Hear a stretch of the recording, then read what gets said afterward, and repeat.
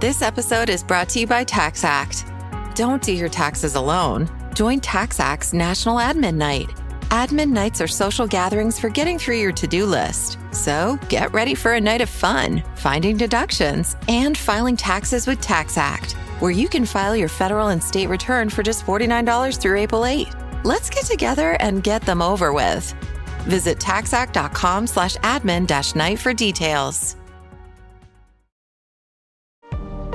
This episode is brought to you by Fandango. People say fans are too distracted these days, but the truth is, when a great movie hits the screen, you show up, you stay glued, invested, part of the story. And without fans like you, there'd be no cinema magic, no shared moments. So head to Fandango.com to get tickets, stream, or rent or buy top movies and series. Fandango loves fans. Think Verizon is expensive? Think again. Anyone can bring their AT&T or T-Mobile bill to a Verizon store today and we'll give you a better deal. So bring us your bill.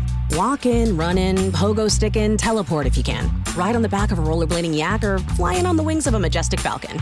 Any way you can, bring your AT&T or T-Mobile bill to a Verizon store today and we'll give you a better deal on the best network. Based on Root Metrics Best Overall Mobile Network Performance, U.S. Second Half 2025. All rights reserved. Must provide very recent postpaid consumer mobile bill in the name of the person redeeming the deal. Additional terms, conditions, and restrictions apply. When you take a sip of an ice-cold Coke Zero Sugar, you know you're getting real Coca-Cola taste you love. And with zero sugar. It's so delicious, you can almost taste it with your ears. Hear those bubbles? Imagine them tingling on your tongue. Fizzy deliciousness. Listen to that cascading liquid. It's unmistakably tasty. All with zero sugar. Crisp. Refreshing. And ice cold. Ah. Coke Zero Sugar. Real Coca-Cola taste. Zero sugar. Good sleep is everything. That's why Ollie's Science Back Support is made with a blend of melatonin and L-theanine for both kiddos and grown-ups. So when your mind won't switch off, you've got something that can help. Your racing thoughts and restless nights won't stand a chance. Find Ollie Sleep Solutions for the whole family at ollie.com. That's OLLY.com.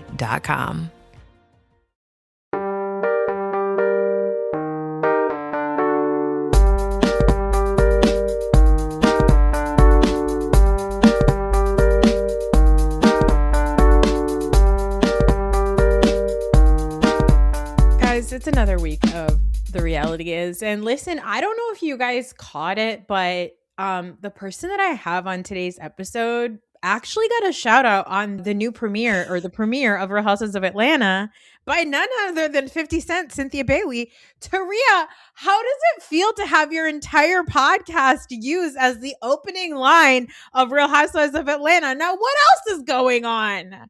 The fact that I believe she knows deep down that that's why this podcast is named after, because this podcast is named after her. I've said it many times. I just did not say the now. Yeah. My mouth dropped open. I got messages and DMs saying, if you don't use this, and I said, as soon as I heard it, I immediately text the producer, AKA C Breezy. Hey, need to figure out. He said, I was already on it because I've been wanting her voice. Yes. I am honored. And now she's got to come on the podcast. No, of course. And she's a podcaster herself. Yes. With our favorite Crystal. With Crystal, yes. Mm-hmm. Yes. I said I was going to text Crystal and say, hey, can you give this, love you, but can you give this message to Cynthia? Yeah. That would be rude. It was just, I was, as the kids say, gagged and gooped. Yes. Okay. I was like, oh my God, that's my friend. Because listen, every time I hear what else is going on as a phrase, I just always think of the podcast because I feel like I haven't heard it a lot. It's like I never paid attention to it. Sort of like when you get a new car and all of a sudden you see that car because now you're looking for it. Yeah. So I know that's what it is. But her saying, turning around. The drama. Just to let you know, yes, that will be in my podcast intro, in my YouTube intro. Yes. Cynthia, if you're listening, girl. Cynthia. Now, what else is going on? Do I have to add a now? It's already too long. I just have to say No. We go as we go, okay? But just the way she's like, now. What else is going on? And the funny thing is, it's kind of shady, the reason behind it, because we know that Cynthia would use that line whenever she wanted to get out of discussing something. Yeah. But, yes. But it also is fitting. Like, okay, we talk about this. What else is going on? Yeah, I just love it because she watched, she sits down in that dramatic fashion. She watches these ladies acting a fool. And then she's like, what else is new? What else is going on? What else is going on? Cynthia, your voice will be heard in future YouTubes and podcasts intros to come. Oh my God. What a blessing. Now I always think about it. I always say if one day I have the money to do it, if the podcast gets really big for some reason, I don't know, Lord knows if I don't have a day job anymore or my kids get older and I have all the time in the world to dedicate to this. The term "the reality is" used so many times in TV shows, like especially on reality shows. They're always like, the reality is. You are the reality so right. is I want somebody to make a supercut for me one day of every single time that term has been used, at least on Bravo, by like the most annoying people. Like, it's always Bethany who says it. That's what I was thinking. Or like Lindsay or Paige. Like it's always a young woman who says it. Sometimes it's reality is I'm in the dumps. Like it's always something like that. And I always think about it. But this just the whole phrase and Cynthia saying it, it was iconic to me. It was iconic. And it felt to me like it was because it was your birthday. Like I felt like it was like Cynthia was like, you know what? I know it's Taria's birthday. It's April. It's Aries season. I'm going to give her a gift. I'm going to give her a gift. And I think I think I need to message her actually, but who knows if she texts DMs. I need to get word to Cynthia. I think you should start with a thank you. I think you should just be like, Cynthia, thank you so much for mentioning my podcast. Thank you. My birthday was Saturday. You mentioned it. The podcast is named after you. Yes. So she'd probably be like, I was like, yeah, it's called What Else Is Going On, AKA Cheekbones. See, it really was named after you. She'd be like, what? Somebody said online, though, they said, Cynthia, stop it. Wherever you are right now, leave it. Don't do any more, Cynthia. Because they're all, Portia, K. Michelle, Drew, they're all going to look alike. They all have the same face. It's going to be a case of Liz from Rhode Island and Dolores from New Jersey going to the same plastic surgeon and the same veneers guy and having the same face. Like, literally.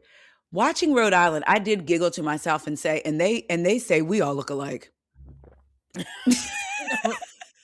No, truly. Okay, guys, today we're going to talk about the premiere of Real Housewives of Atlanta. We're going to talk about Real Housewives of Rhode Island. We got 2 episodes last week and then the Sunday. Is it going to be on Sundays now? Is that what they're doing? They're taking away Black Sundays. They are taking away. They're like, Dolores is Blackish and this woman looks like Dolores. They have colonized Sunday. They have colonized Sunday. You're right. For years, it's been Atlanta, Married to Medicine. And then when Potomac came, they added Potomac. But I will say New Jersey used to be on Sundays. I mean, that's fair. Italians, the Black people of white people.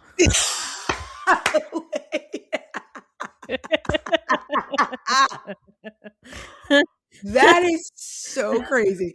Why does that remind me of, this is so random, when Joy Behar, rightly so, got heat for saying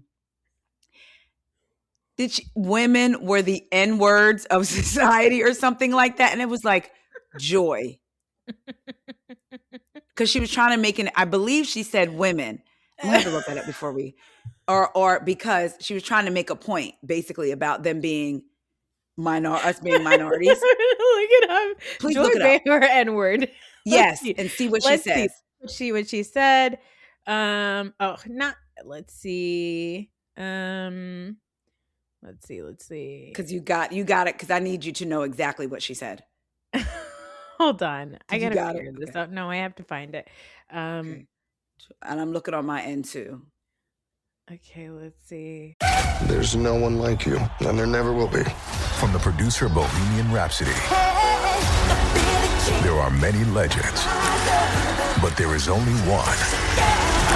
Michael, rated PG-13, in theaters April 24. It's time to throw your lash curler away. Seriously, Lancome's new Curl Goddess Mascara keeps your lashes curled and volumized. From the pre-game to the after party, this fast-setting curl and volume mascara gives you up to 30 hours of wear with no way down. You know what? Curls really do have more fun. Shop Lancome Curl Goddess Mascara now on Amazon. Did you know your hair ages just like your skin does? The new Chronologies line offers luxurious youth-revitalizing care for aging hair. It reverses the 5 key signs of hair aging: lack of thickness and volume, dullness, dryness, and frizz in just one night. Use the full range of Chronologies shampoo, mask, and overnight serum and wake up to visibly fuller, smoother, healthier hair. Shop the new Chronologies line at kerastase.com. Chronic migraine, 15 or more headache days a month, each lasting 4 hours or more, can make me feel like a spectator in my own life. Botox, onabotulinum toxin A, prevents headaches in adults with chronic migraine. It's not for those with 14 or fewer headache days a month. It's the #1 prescribed branded chronic migraine preventive treatment. Prescription Botox is injected by your doctor. Effects of Botox may spread hours to weeks after injection, causing serious symptoms. Alert your doctor right away, as difficulty swallowing, speaking, breathing, eye problems, or muscle weakness can be signs of a life-threatening condition. Patients with these conditions before injection are at highest risk. Side effects may include allergic reactions, neck and injection site pain, fatigue, and headache. Allergic reactions can include rash, welts, asthma symptoms, and dizziness. Don't receive Botox if there's a skin infection. Tell your doctor your medical history, muscle or nerve conditions, including ALS, Lou Gehrig's disease, myasthenia gravis, or Lambert-Eaton syndrome, and medications, including botulinum toxins, as these may increase the risk of serious side effects. Why wait? Ask your doctor, visit BotoxChronicMigraine.com, or call 1-800-44-BOTOX to learn more. Oh, I can't. I'm not seeing Women anything. are the N-word of... Let me see if that's what she said. Imagine that, like, that didn't happen at all. Oh, wait. I'm sorry. It wasn't Joy. It was Bette Midler. You know what? You know what? I can see why you got that confused. Because thank you. Because if you put Bette Midler, like, I know who she is. Yeah, same. But right. like, you know, I did just turn 40, so my brain is just on the fritz. And so, like, most of the time, if I see somebody famous, I'm like, yeah, it's but you know who it is. You know. Yes. So I would be what you were basically like, you know, from Abbott Elementary. I was looking at like milky skin and red hair, and I just immediately assumed this is what she said. She said, "Women are the N-word of the world. Ard be enslaved, married off, work like dumb animals, denied education and the inheritance, enduring the pain and danger of childbirth and life in silence for thousands of years." Bet? Why would you say, did she tweet Why would that? you even make that? Want me to send it to you? No, but did she tweet it? I believe, hold on, let me see. She took to her telephone and said, "Let me put these thumbs to use." Oh, she said, wait. Oh, this is something new. White House slams Joy Behar. Oh, okay, that was something different. Okay. Yeah, she tweeted it. She tweeted it? Okay. She tweeted it. She says that was a Yoko Ono quote from 1972. Still not great. Never, right. Still not great. Also, never heard it in all these years until you tweeted. It didn't come across my desk. And you did not say, in the words of Yoko Ono. Which means if it got good feedback, she wanted to claim it as her own. What do they call it? A simile? Women are to society as ends are to the world. Like, what? Not a great simile, Bet. Wow. And you know what's crazy is like she's even taking the racism from a person of color. You know what I mean? Like she couldn't even do her own fresh racism. Right. She took it from Yoko Ono, who's an Asian woman. Like, yes. Like, come on. Come on, get your own fresh ideas. I wish someone had have retweeted it and said, "You don't own me." That's good. That's good. But okay, yes, we said that because something that one of the ladies said on Rhode Island. Who was it? No, I said. Oh, yes. I just said right now, Italians, the black people of white people. Now, I did not say the N-word. No, and the way you meant it was, I think, a little bit different. What I meant was the way Bette Midler, a.k.a. Joy Behar. Yeah, I wasn't talking about being ard and worked like dogs. Like dumb animals, not allowed to be educated. Oh, God. Okay. All right. This is an interesting. Sometimes you have to laugh, like how we're doing right now, because if not, you will just drive yourself crazy. Well, listen, I mean, we're on the verge of potentially, today's the day, it's Tuesday. Insane. Tuesday, we might be on the verge of destroying an entire nation because the president announced it. He said, I'm warning you right now, I'm going to do it. So who knows, prayers up to the Iranian people. Guys, this is why it's important to vote. Okay. Say it again, please. This is why it is important to vote. This is why it's important for you to not listen to idiots who are telling you that it's, the same evil or two sides of the same coin. This is not that. This is not that. We didn't go through 4 years of this with Biden. We didn't go through. Was he was he the best president? Absolutely. No. I mean, at the end of the day, they're all politicians. Mm-hmm. They all have their things. One thing I will say, for me being old enough to recollect there being a president, I'm learning now about the Ronald Reagans and all them of the world as it pertains to minorities and things like that. But being aware of a president and things that have been said in the media and being old enough to remember, for the leader, you have a person that's supposed to be running a president for the people, to cause such division. Mm-hmm. Everything stems from the top. When you have a toxic work environment, it comes from somewhere. My old boss used to always say it rolls downhill. Yeah. And look at some of the things that he's emboldened people to say what they've always felt. So it just amazes me how people can justify it. To me, if you voted for that thing, have at it. Whatever. Do I look at you sideways? Absolutely. Do I have a lot to say? Yes. But don't try to justify to me why you did it or try to make me see. Somebody said he's done so much for Black people. Yeah. Who? Where's the evidence? Yeah. Where's the data? Show me the Carfax, as Sel says. Well, they don't believe facts. No, they don't believe facts. Listen, let's move on to other things like the city. The trailer for the Summer House spinoff just dropped. I would love to get your thoughts on it. My main thoughts are, one, that there's too many people. Two is that still no Black women. Okay. And three is, Amanda Batula's got a lot of nerve, because she said in the trailer to Danielle, well, he has a whole wife. And I believe that you're still somebody's whole ass wife. Whole wife. Huh? Yeah. The fact that West filmed on the show. And called her Mandy. Hey, Mandy. And she goes, hi, cutie. Now, Taria, you and I have spoken at length. We love to talk about cleanliness. We love to talk about the age-old, you can't eat at everybody's house. We're very particular about a lot of stuff.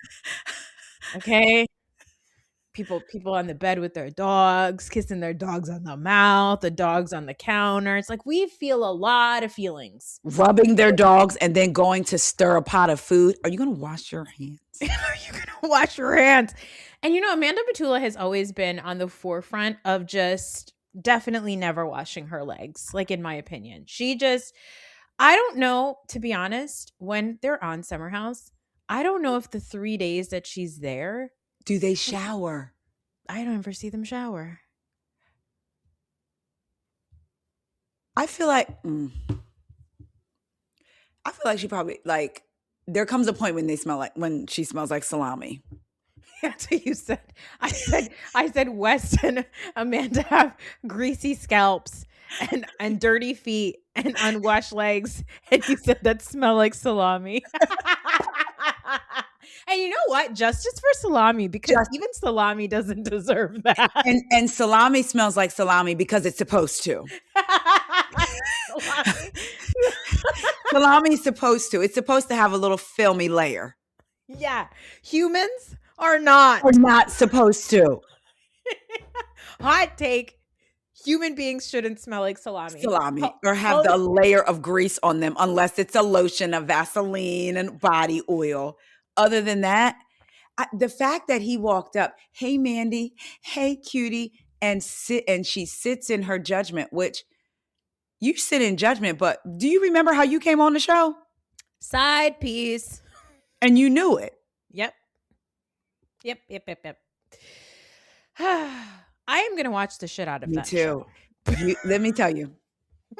How you said there's no black women. I looked, I said, oh, they didn't throw a light-skinned black man in there. A light-skinned black man.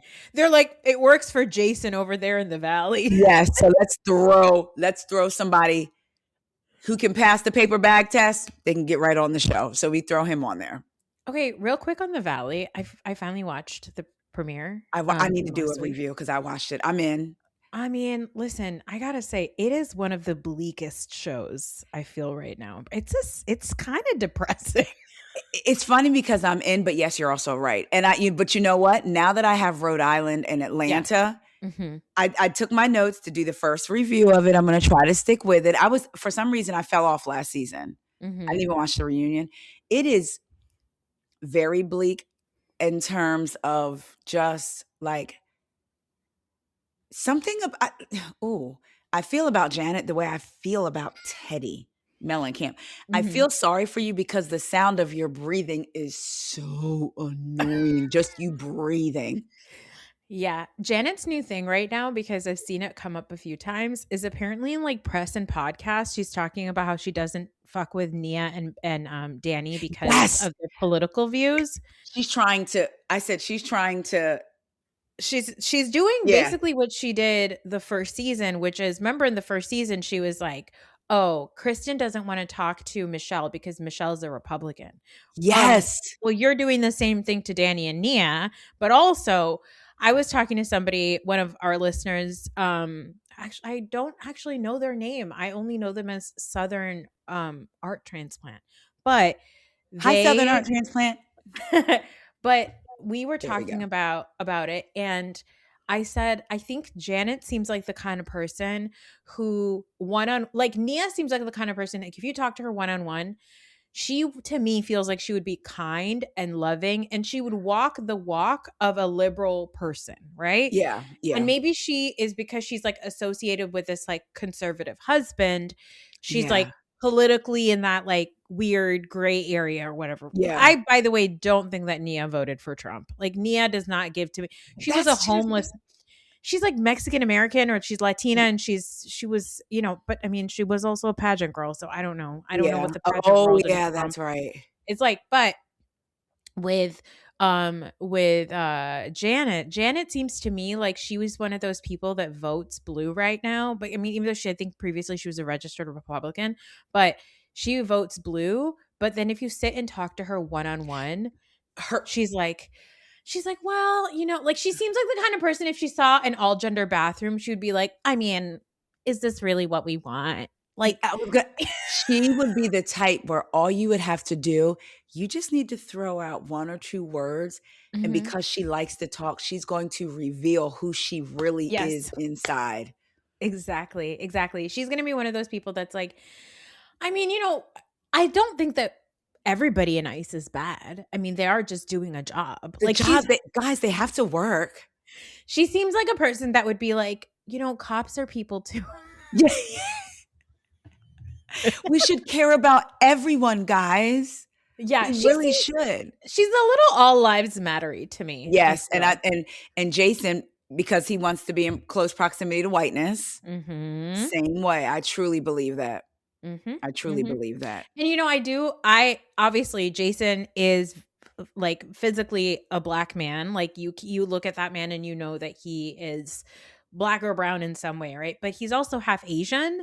And as a person of the Asian community, I can tell you that the desire for proximity to whiteness in our community and the way that we're raised is so high. It is so high. It is so deeply embedded in our brains of if you get an opportunity to make it big around white people and the majority, you should try to aim for that, right? Rather than you should own who you are and you should pave your own way and you don't have to work up to their standards. You build your own standards, Right. And I don't know. I might just be saying whatever. Who knows, Jason? No. Maybe, whatever. But I agree. I think about those things a lot because Janet is a monster. Yes. And that means either you are a monster because eventually married to that, you turn into one. I feel like you can only go for so long. But it's funny you say that. The esthetician that I used to go to, she is, I don't know if I told you about her or not. She is. She's Indian, yeah? Yeah. Yes. Okay, so you know. Mm-hmm. And she would say that in her family growing up, like they would always say the lighter, the better that you marry. So her cousin was getting married and they were going to the wedding and the grandfather was basically like, I don't care who it is as long as they have fair skin and lighter eyes. And because that's what you're taught. That's what we're taught. It's fucked up. Okay, wait. Now we've already 20 minutes and we do need to cover 3 episodes. We're gonna speed. All right, we're not gonna speed. We're gonna be Let's not lie. There's gonna be many detours. Can I tell you something, Taria? I'm not watching Beverly Hills. Okay, so I was, and I missed the last episode. I missed the last 2 episodes, and when I had a chance to watch it, I was like, I watched all of them, and I even did a couple covering it, and I said I probably still should have did it on the podcast, but YouTube, I was like, y'all are not watching them, so I'm not. Yeah, and that's it's crazy because like Beverly Hills was one of those shows, at least like from a podcast numbers perspective. When I used to cover Beverly Hills, I got crazy numbers, but I don't even think people are watching that show anymore. But yet their ratings somehow reflect that people are. So it's like either people are watching, but they're a part of, oh my God, I'm not watching, but mind you, it's on in the background. Mm-hmm. Or I just feel like this has got to be a transition season. Like this season right here, I feel like Kyle is Kyling. Mm-hmm. Bose has come in and every episode is a board meeting, meaning how she's viewing the episode. Like she's going to come in and be the fixer and make things right and do this and do that. Now I'm going to say this.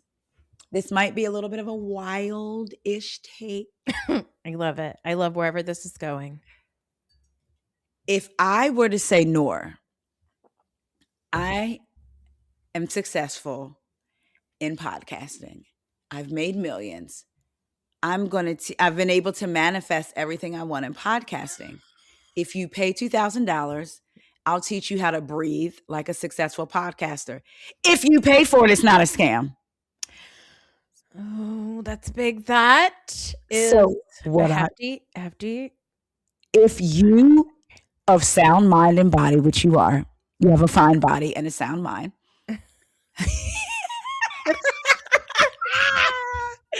And you say, you know what? I'm going to pay you $2,000 to think like this. How is that a scam? Well, I will say the scam is that there's no proof that you're going to get now that's the true. Result. That that's I true. would say is there's no guarantee on the end of the service. Like I go to a restaurant and I pay $50 for a plate of food. Yeah. And I order that plate of food and then they bring me a different plate of food. And then when I say, hey, I don't think this is what the end result was supposed to be, they say, you didn't read the dotted line. Actually, this is what I'm going to give you. Okay. So what about people that pay to go to women's empowerment conferences and don't leave empowered? Or they leave and nothing happens. I mean, I hear you, but that's why you're never going to see me at one. That's what I said. I said, side note to that, if I go to a conference, it's because you have people there that are going to actually make a phone call or connect me or hook me up to somebody that can make it happen. I don't need all the words. I got Jesus and I can read. So I can read all the self-help, whatever, manifestations. I got cardboards to make vision boards, all of that stuff. I need somebody to make a phone call or to make a connection. I I think it's because of the way, because Amanda for me was just kind of like, her voice annoys me other than that. But the way they were coming at her, and I'm sorry, I know people love Kathy. I'm pretending that I'm dunce, but I let my daughter get taken in the middle of the night Hilton. When she told her, know your place, I wish Amanda had said, right at this table, sitting next to y'all. You know, I know that you don't love gang up, so I can totally see why you feel this way. I had to be honest. I don't like a gang up unless I feel like it's warranted, which they're never warranted. But I do feel like sometimes they're warranted. So go ahead. Yeah. No, I know, like, I've only seen like inklings of Amanda. Yeah. I think the thing that ultimately I've only watched like literally a few episodes here and there. I think with her, what I find really funny is that like there's nothing about her, like her being like, I manifested this life for myself. That's like true. I like did all this, right?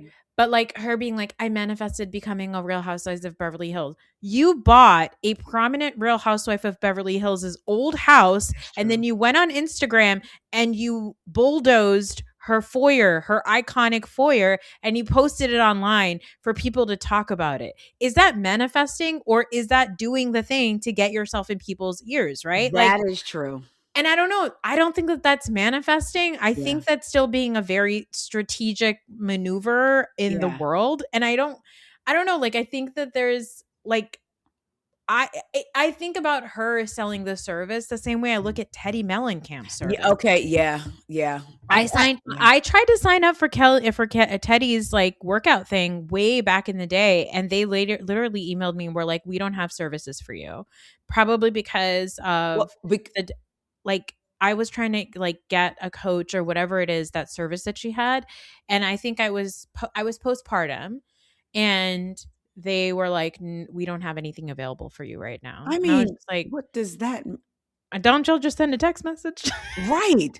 And tell me to eat 3 scoops of avocado a day and maybe a half a bottle of water. And you can't even send me that. You know, Yolanda has to be so fucking mad because she's like, you're telling me that I just need to pick up a phone and tell somebody to eat 3 almonds and then feel better? Teddy made a killing. Teddy Mellencamp's making money off of that? A lot of money. You know. I mean, I can see what you're saying about Amanda as far as that piece. It's like, how is that manifestation? Like, I think back to my girl Olivia. Even though I was a Tracy girl, I was like, oh, was I toxic when it comes to Jerseylicious? And I always wanted Olivia and Tracy to be friends, though. Mm-hmm. But if I had to pick a side, I was probably picking Tracy. I don't know why, though. But now looking back, it's like you really should have been on Olivia's side for some things. But Olivia, okay, don't laugh. This is what, are we talking 20 years ago? I don't know. This stuck with me, the great Olivia. She made a vision board, and she had makeup brushes she wanted, something else that she wanted, whatever. And she had the vision board just in her apartment. She put on there. So we're talking about manifesting. She put on there like an apartment, all these different things. And she was at work, and all of a sudden a UPS package shows up. And she was like, oh my God. And it was like a card from her boyfriend. And it was like, you know, just on your journey to whatever. And it was the makeup brushes. Mm-hmm. And she says, oh my God, I manifested these. And I was not with Tracy, because Tracy was like, you didn't manifest them. You put them on a board and da-da-da. But that's what like, she didn't go out and buy, like pay to get into a beauty seminar and get the brushes. Mm-hmm. She literally put her thoughts out, put it on a board. Her boyfriend paid attention to the board, and she got the brushes, you know, because so that's manifesting versus, like you said, I'm going to go buy this Real Housewives house and tear down the foyer on Instagram. So that makes sense. I get it. You know what it is? I'm going to be honest. Okay, y'all, I'm going to indict myself. Okay. I don't like the people that don't like her on the show. So it's I think that that's a really valid reason. I think that that's a great reason to not like a person or like a person. Yeah, of course. But I wouldn't go as far as to say is I like Amanda. I some of her practices and ideals, I get it. What I want, what I do, what I may watch the reunion for if this happens is I want the discussion. She said Bose was mad because Bose tried manifestation courses and had to shut them down because they didn't sell. I want numbers. I want proof, because then it would be like, is that why Bose kind of looks at her like, or maybe Bose looks at her like, I don't feel like you worked for anything. Yeah, it's possible. You know, going So- back to this idea of like, you like her because the people you don't like her. It's kind of like how I felt about Sutton. Like you and I did not like Sutton. We've never liked Sutton. Sutton is a no for us. But did I tolerate her a little bit more when she was friends with Crystal and Garcelle? Same. Sure. I made myself tolerate her. And then I decided I'm never taking my foot off her vodka-filled neck. Her esophagus. Her esophagusy. Amazon presents Jeff versus Taco Truck Salsa. Whether it's Verde, Roja, or the orange one. For Jeff, trying any salsa is like playing Russian roulette with a flamethrower. Luckily, Jeff saved with Amazon and stocked up on antacids, ginger tea, and milk. Habanero? More like habanero, yes. Save the everyday with Amazon. Springfest is happening now at Lowe's. Keep the spotlight on your yard with Stay Green Premium 2 cubic foot mulch, 5 bags for $10. Plus, when you want more help indoors, get up to 40% off select major appliances that help you supercharge your chores. Our best lineup is here at Lowe's. Valid to 4/22 while supplies last. Selection varies by location. See Lowe's.com for details. Mulch offer excludes Alaska and Hawaii.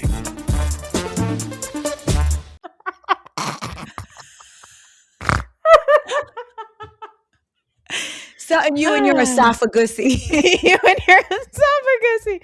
Okay, all right. Let's actually get to this Sunday's television. Okay, let's talk about Real Housewives of Rhode Island first. Ooh. Okay, we met the women of Rhode Island who look to me like they were created in a lab using all of the previous brunette housewives. They're like every brunette housewife that has ever existed.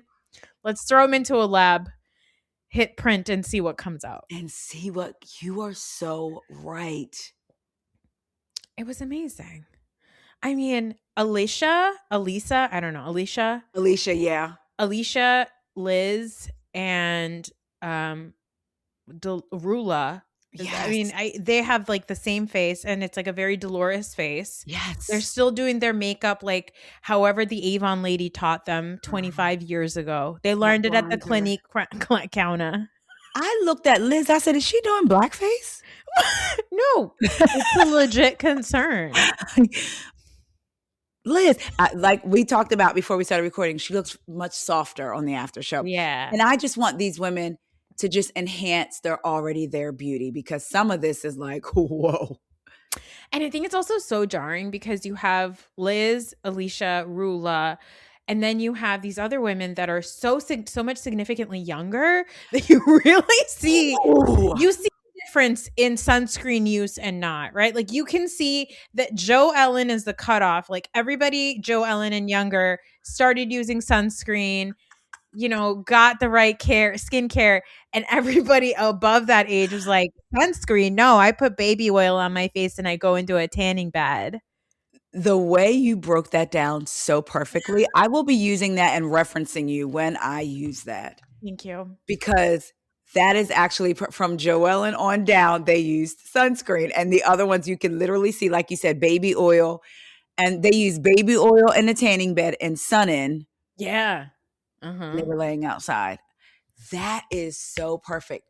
Because now I'm picturing Liz, Ruella, and what's the other one? The one that Alicia. Yeah. All right, so let's break down these ladies. We have Alicia, who is a ditzy Italian Rhode Islander. She seems to be like the one who's been there the longest, it seems. She's been engaged to her fiance for 10 years, and she has a 9-year-old. And she allegedly may have run over a woman. Girl. And 16 minutes is too far to drive, because her husband moved her out to Cranston from Providence. Yeah. She's like 15 minutes away, and her family does look like a hoot. All those women in the car drinking. And I was like, oh, this is a fun family. And I don't think it's for the camera. I think that they're fun. Yeah. And Alicia, to me, I can't tell if she is genuinely like dumb or if she is playing dumb because that's her way of like getting a leg up above the Joellens and Liz's of the world. Okay. Oh, you yeah. know? Okay, that's good. Because to me, Alicia feels like I've been in this community for so long. Liz is sort of like set up like the matriarch. Joellen's like young and cool and everybody wants to be friends with her. Yeah. And like here I am, I don't even have a husband. Right. I'm like, I'm not married yet. And like, yeah, like we'll get married one day. And like I did get engaged only because I was pregnant. Like Alicia to me feels like a sad sack a little bit, but she's so Yes. dumb that like she's endearing. I didn't even think about it that way. Because the marriage thing threw me. And I was like, well, maybe she doesn't want. No, I think she wants. So I think in that culture, they're probably taught. Yeah. In a lot of cultures, women are taught you need to be worthy of anything. You need to be married. Yeah, exactly. I can't imagine getting engaged and like having a baby out of wedlock is like great for the Italians of Rhode Island. You know what I mean? Yeah. So it's easier to say they're engaged. Yeah, exactly. And I think that she's sort of starting shit with Liz on purpose. Like at the end of this episode, her being like, oh, Liz, what's this rumor about you having an affair or whatever? Is it true? Is it true? And Liz is like, huh? Now, the way Liz explained it, we do have this relationship that's inappropriate, but was there sex? No. Now, Liz.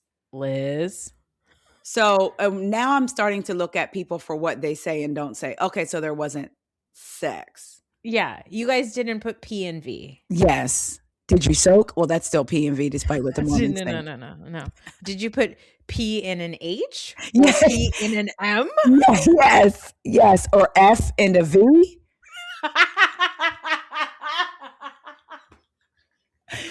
What did you do? Because for her... Or was it P in the B? Yes. Because people don't... I went to high school with a girl who was like, I'm still a virgin. We've only done it in the butt. And I was like... Taria, if you only knew how many people I know who have said that exact thing. Okay, I can remember us being in the locker, being in the hallway in the lockers and her saying it. Okay. In ninth grade. Oh my God. Exactly. Liz is being like, so she's Dolores' friend. She's Dolores' twin. She has Dolores' face. She went to Dolores' surgeon and dentist. She's Dolores now. She said, give me the Dolores. They even sound alike. They do.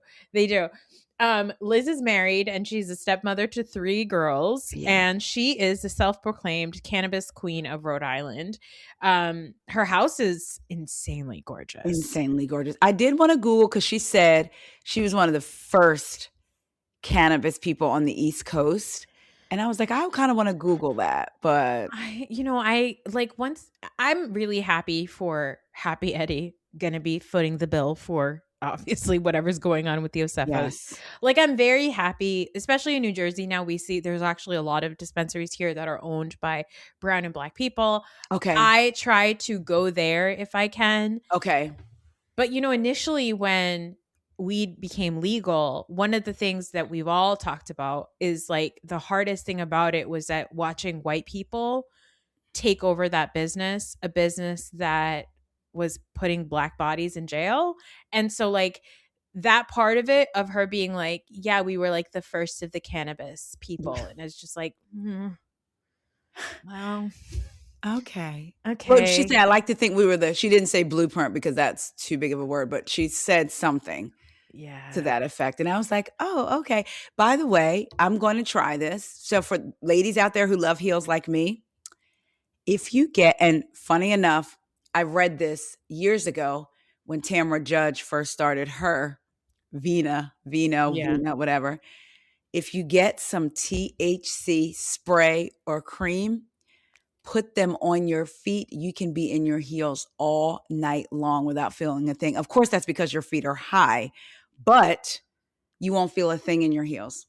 People say try lidocaine too, but I'm going to do the weed. I'm going to do the THC. Yeah, wait, that sounds amazing. I don't do heels anymore. I've said, you know what? I tried it. It's not for me. And I've fully I'll do wedges or like a block heel or whatever, but I do like to walk around a lot. So like, especially when we go out to go travel or whatever, if we're in cities, I like I like walk.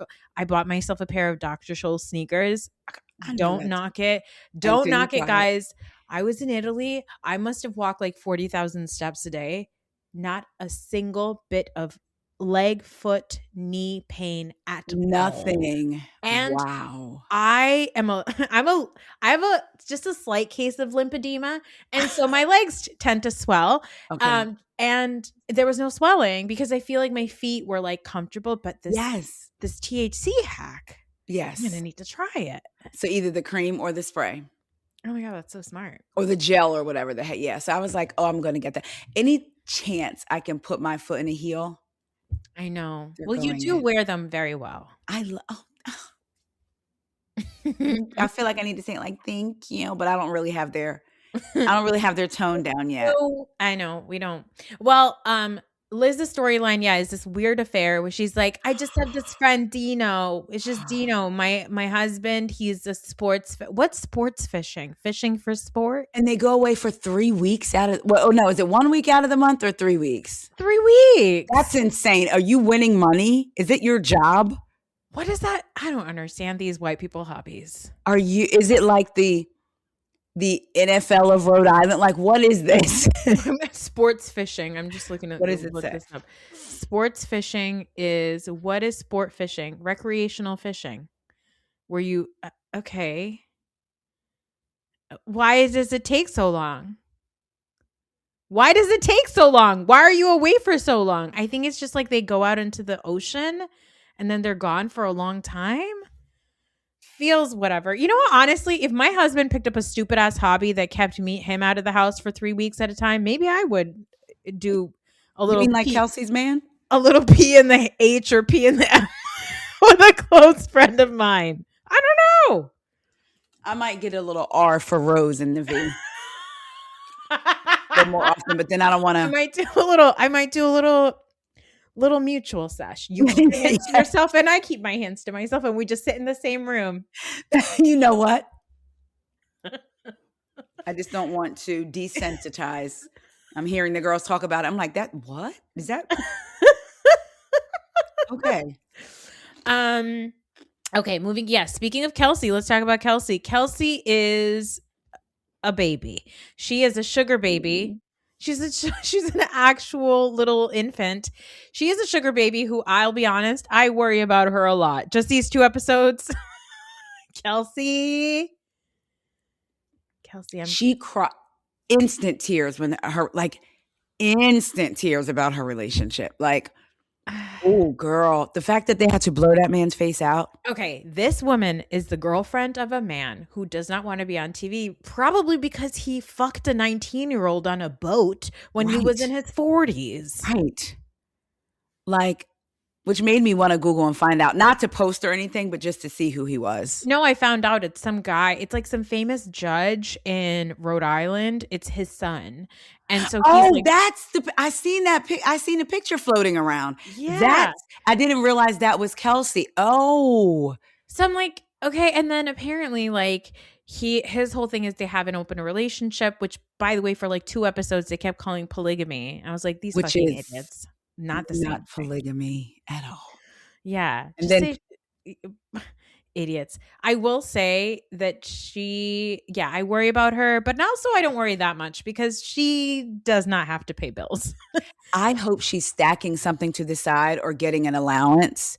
Yeah. That way when she does this, if she does decide to leave, like ask him for like $2 million and so you can set yourself up. Yeah, like I hope that she has like a stack of Hermes bags that she plans on selling and then she just like keeps that cash under a mattress somewhere. Like, Kelsey, you better be leaving out of this relationship with something. Like what Denzel said, I'm leaving here with something. Yeah, you better leave here with something. Because clearly, like your emotions are involved. This is not like for you, this is a thing. Like this is not like, okay, I'm living my best life. Yeah, I like him. The sex is good. We have a good time together. So I'm okay with him being with someone else for 6 months of the year.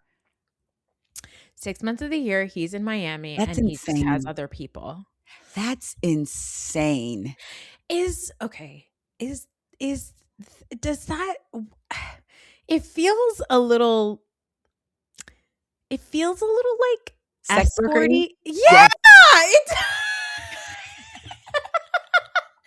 It feels a little sex. And here's the thing. Sex work is work. Okay. It's fine. Yeah. Listen. But to me, there feels to be some sort of an arrangement that makes me pause and go, baby, were you trafficked? Yeah, something like it doesn't seem like she's saying she enjoyed it and now all of a sudden she wants something different, but I don't know. Like, I feel like there is something like at 20 years old, is your frontal lobe even fully formed? She was 19 when she met this man. That's right, 19. So it's like, I feel like you can see a hint of that. Like, he's been able to tell her whatever he wants to tell her. And now, but it's going to be interesting to see her evolution among these women. Yes. Because like, remember when Lala was like, oh, what the fuck was her ex-husband's name? Randall would take her like Gucci slides from her. Right. And she couldn't afford to get them on her. It's like the lowest of the low. I feel like that's what's going on with Kelsey, but then I'm like, Kelsey, I do hope that I like her being like, if it wasn't for my boyfriend, I would have never ran for Miss Rhode Island and girl, won. he didn't want you to be bored. Yeah. Let's give her something to do. Also, she was like, if it wasn't for him, I wouldn't have even won. Did he pay somebody? That's Kelsey, blink twice if you need out. Right. And that's what I'm saying. I feel like it might not end well for you, girl. Like, it really might not. Like, you may end up tossed out on the street. In my mind, when she said that, why did I immediately say, okay, hopefully Rhode Island gets 3 seasons, and that 4th season she'll start making some money. I hope so too. I hope that at least she can talk to Ashley from The Bachelorette or whatever Bachelor and just be like, Ashley, be like, here's how you make money on the internet. Don't worry. I got you. Like, because if she's not stacking money, if she's not asking for an allowance and stacking it because she doesn't need to, because it could be one of those situations, but what do you need an allowance for? I buy you everything. Or you have access to my credit card, which is great. But if you don't have money coming in, once that's cut off, that's it. Yeah. She's also the youngest housewife we've seen since Ashley Darby. I don't want to bring that name up, but I will be bringing it up again. Okay. Okay. Because Nosy Rosie, she is an influencer and TV personality and a journalist and a weather reporter. And she went to the Whitney Wild Rose and Ashley Darby School of Little Girl. Okay. She is ready to start shit. She's going to start shit, and then she's immediately going to start crying when somebody, guys, like, why would you be like so mean to me? Like, I'm just saying, like, is your friend a swinger or not? Like, I don't know why you're being so mean to me. You said that, like, kids think I'm evil. I was like just stand in it. That's what we want to see. That whole, you brought her up. I mean, yes, she did bring her up, not in that way. Yeah. Just say she brought you up because she was concerned. And I was nosy and was like, well, is she concerned because of the rumors that are out? Like stand in it.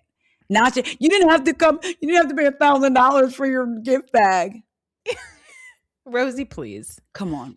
Rosie, that was gifted. You didn't spend $1,000. At all. Rosie's husband is a Frank Sinatra singer. Now, I will say, listen, Kyle, if you're watching this, it's not over for you because Rosie married a DJ. And so, you know what? You might be able to find your own Rosie one day. Yeah, that's true. You know, I know at least 2 middle-aged black men that are, well, they're a little bit past middle age, but they are DJing. They used to back in the day, and then when C-19 happened, they started doing it online again, and now they are spinning the records. So, yeah. Listen, one of my really good friends, her husband, she and her husband met. They're both schools. They're both teachers at schools. They're actually, both of them have taught the Judice girls in Montville. Oh, wow. Yeah. So they're both teachers. They've been teachers for like 20 plus years and public school teachers in New Jersey. And the husband, he is a DJ on the weekends. And she's like, it's amazing. All of our vacations are paid for because Pat is a DJ.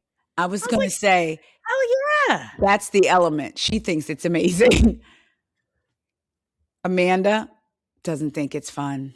No, but I think it's also because like my friend's husband has like a regular 9 to 5 like job as a teacher, you know, like something with health benefits. And he's coming home, not falling asleep in fans' apartments. If Kyle would go make his money, maybe invite Amanda on the road sometimes with you. Do that, then maybe that might be a little different. I think he does it to get away from her, honestly.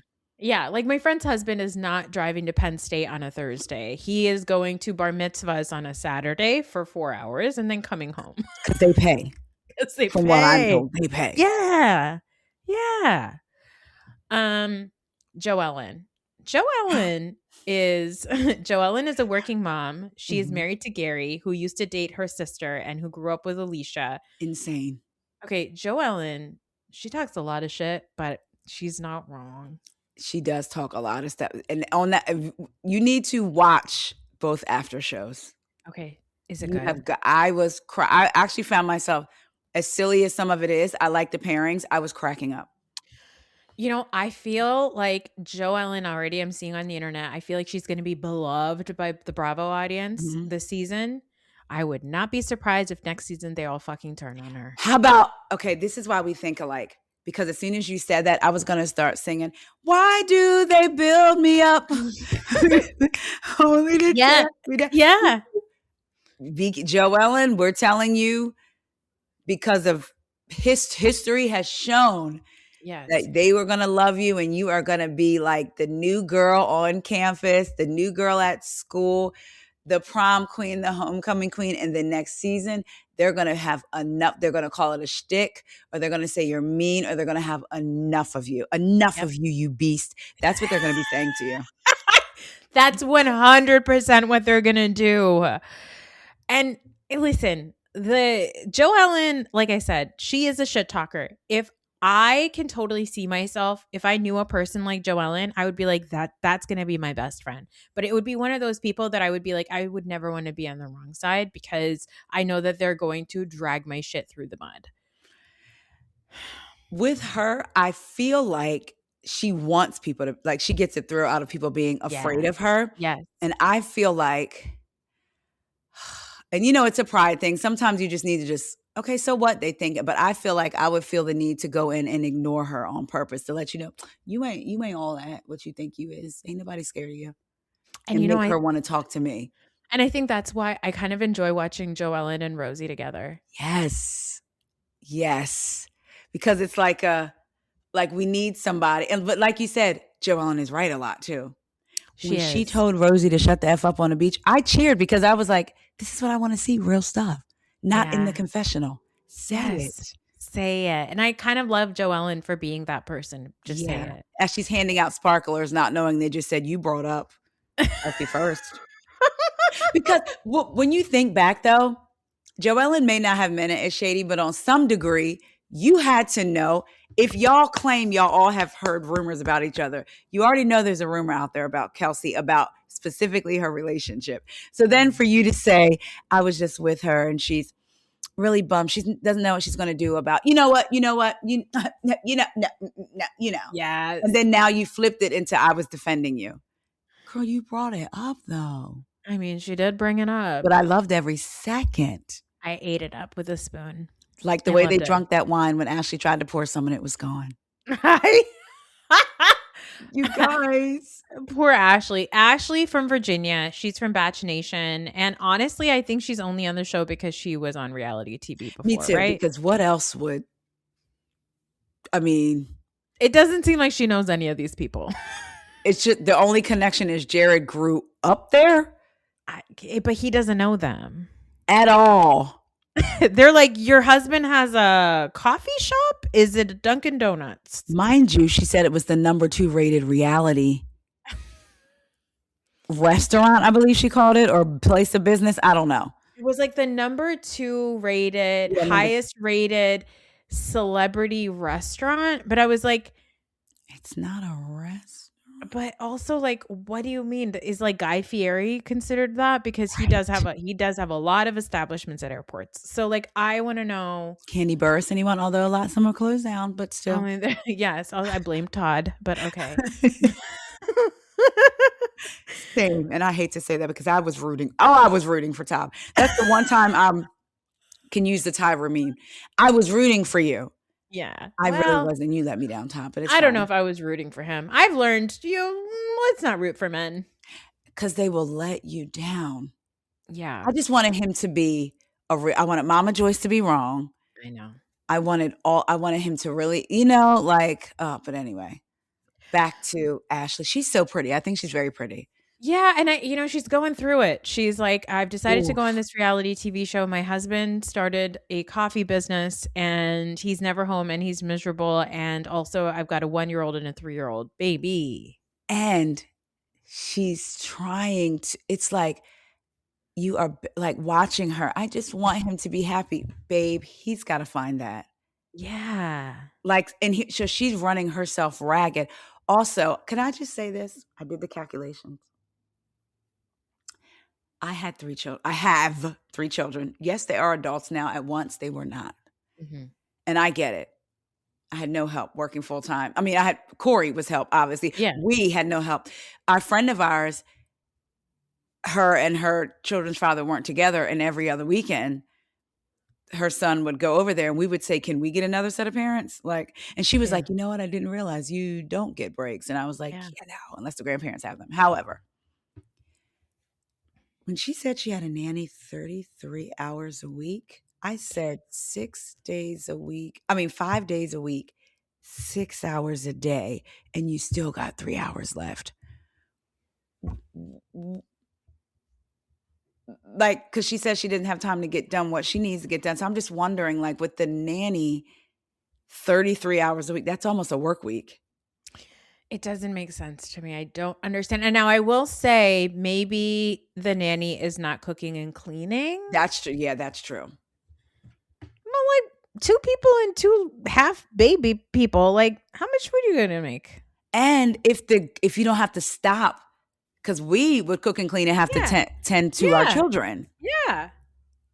So it's I was kind of I started calculating well, can you take some of the hours out of it? How do you divvy that up as far as with the nanny? And then I felt her frustration because Corey is a supervisor at his job. And so now it's always email. They're always calling. And I try not to get because I get it. That's his job.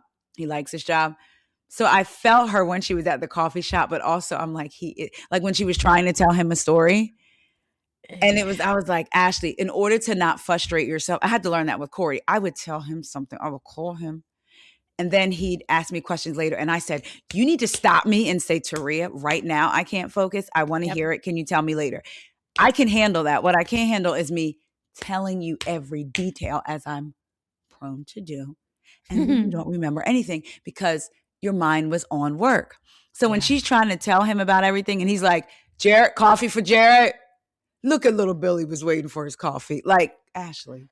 You can't. Why are you showing up at this man's coffee restaurant? He doesn't even have an ice maker that works right now. Pulling out a laptop, wanting to discuss the argument at the beach. Yeah. She's kind of funny in her confessionals. I'll give her that. She's great in the confessionals. I do really enjoy watching her. I think that she's a nice little breath of fresh on the side, being I'm just here watching what's happening.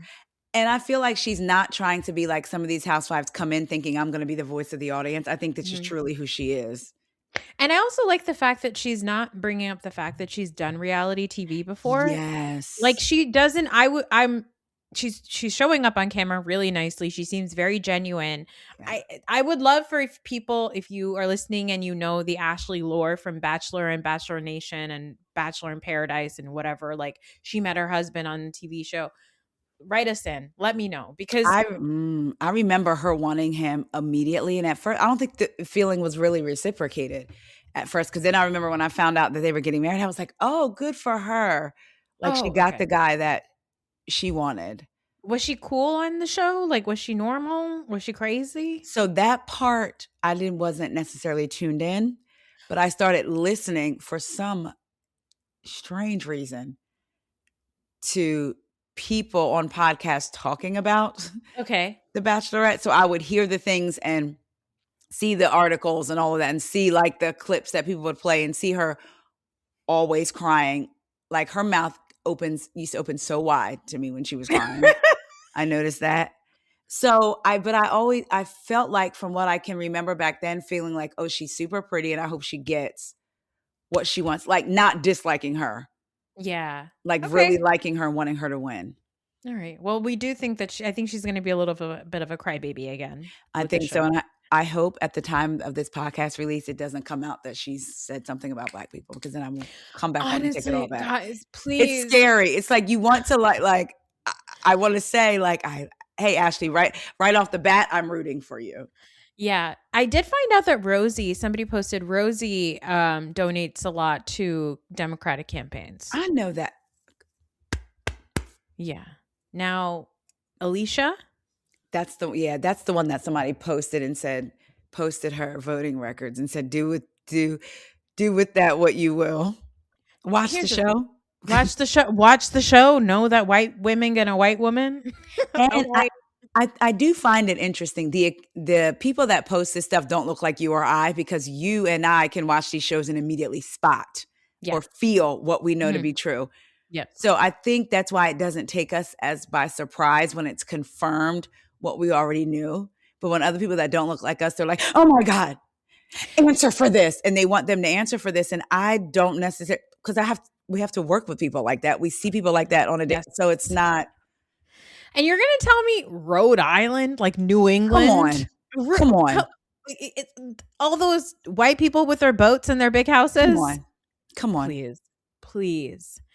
Okay, lastly, we have Rula. Okay, Rula, she's Syrian and Lebanese. She's a financial advisor, and she's married to a podiatrist who had an affair that Joe Ellen told Rula about. And Rula's beef is, why is everybody talking about my marriage? Okay, I thought because of the way we were introduced to her, it felt to me like Rula was going to be on the show. Then she decided not to be on the show. And then she decided to be on the show because everybody was so surprised when she was going to come to the vineyard, which she didn't end up coming.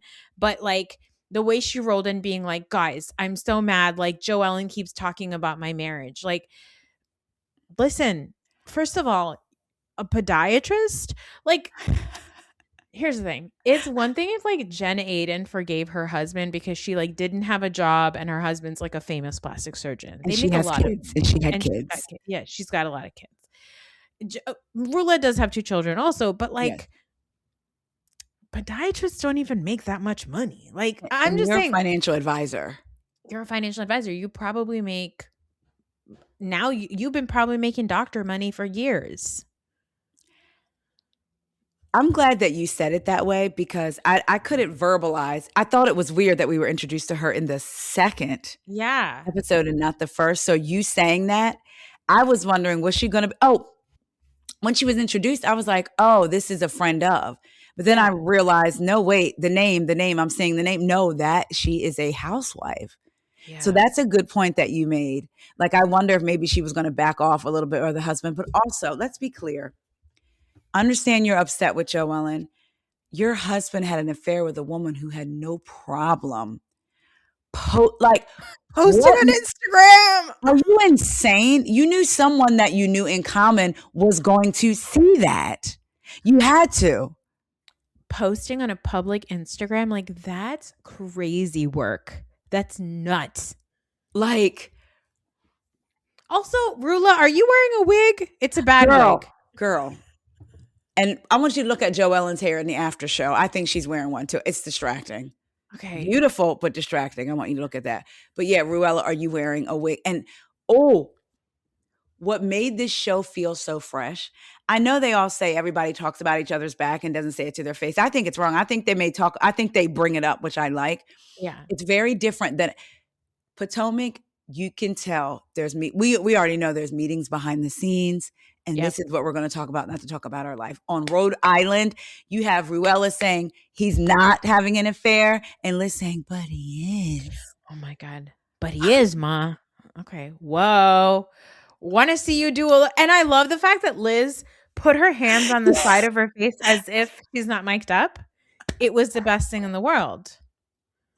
I was He like, is, but he is, ma. Ah, my like, God. it was amazing. It was so good. It was so good. Rula to me looks like if you took Danielle Staub and you took Peggy Solahan from OC and you mashed them together. Girl. This is the skill that I have. You definitely do. I literally, even her walk, everything, Yale and Peggy. Oh my God. You know, I wanted Peggy to come back after she put her fingers, which had just been touching a table and everything, and close Meghan King's lips. I thought we might have something. We might. You know what? I wish I could do that to somebody one day. I should do it to my husband today. I want you to try. Ladies, listening, I want you to do this experiment. And it catches people off guard and it works. When someone's talking, if your husband says something, your kid who always talks, go like this. Shh, like you're snatching their voice, and watch them go. Oh, I'm going to try. It works. That. So as soon as, if they say something, just go. You literally make sure you snatch the voice. You go. Oh my God. I love Patreon exclusive, by the way, if you want to see the hand movement. Yes. And actually don't even say the shh part. Just go and snatch it. Watch it work. And I need you to report back. Okay. I can't wait. I now, can't wait to try it. That doesn't stop them, that is a demon. Get holy oil.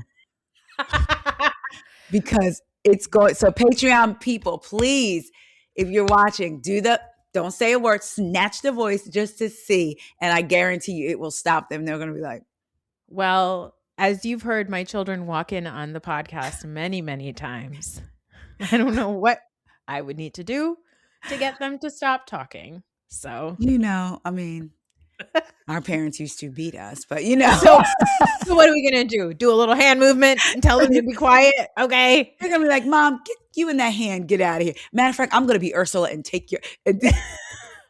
I'm just going to take their cute little mouth and just pinch it between my index and my thumb finger. Just a little whoop. And just see what happens. Just shake it. Shake. A little shake. You know what I haven't done in a long time? Speaking of beating your children, I don't beat my children, but you know what I haven't done? And thank God, maybe it's because they're growing up. I've not had to shake a child by their shoulder in a while.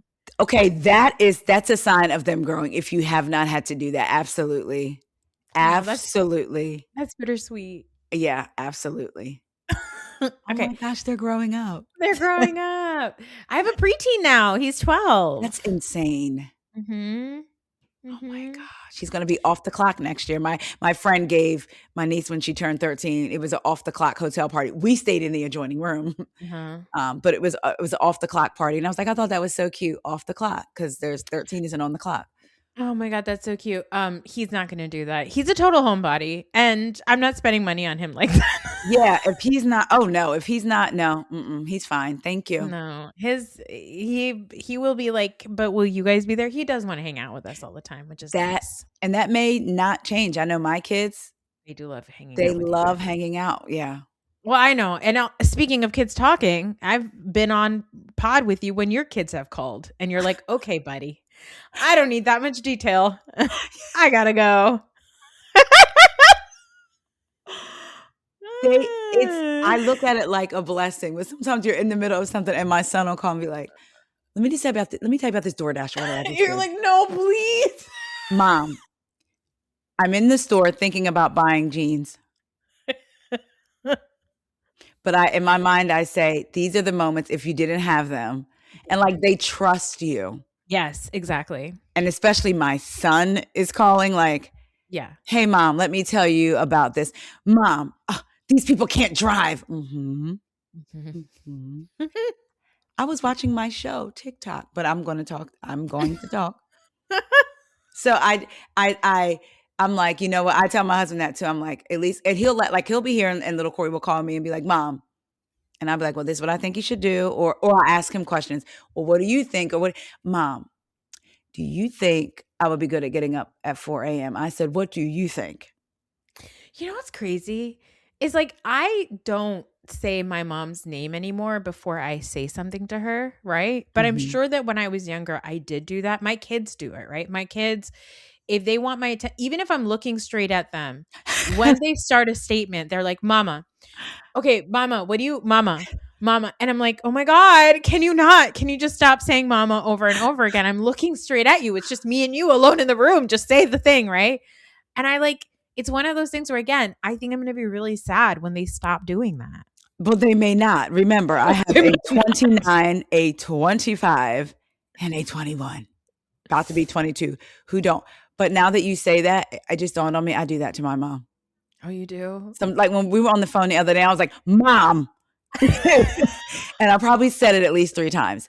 And if I scroll through our text, it's like, Mom, guess what? Mom, I was thinking that same thing.